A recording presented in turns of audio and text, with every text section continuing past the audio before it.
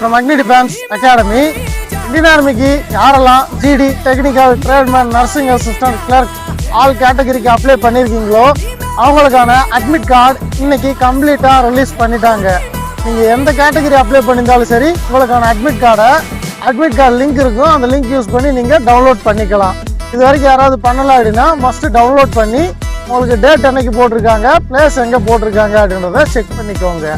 So நீங்கள் exam பார்த்தா அப்படின்னா ஜூன் 1ஆம் தேதியிலேருந்து எழுதுவீங்க.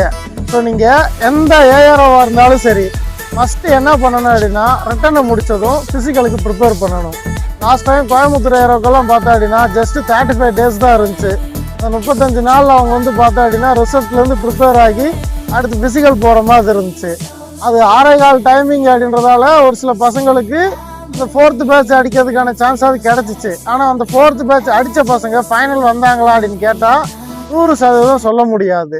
ஸோ அதனால் இந்த விஷயத்த மட்டும் நல்லா ஞாபகம் வச்சுக்கோங்க. ரிட்டனில் நல்ல மார்க் செக்யூர் பண்ணுங்க.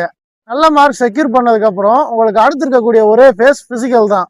ஸோ ஃபிசிக்கலில் ஜிடி ட்ரேடுக்கெல்லாம் பார்த்தோன்னா 100 மார்க் இருக்குது.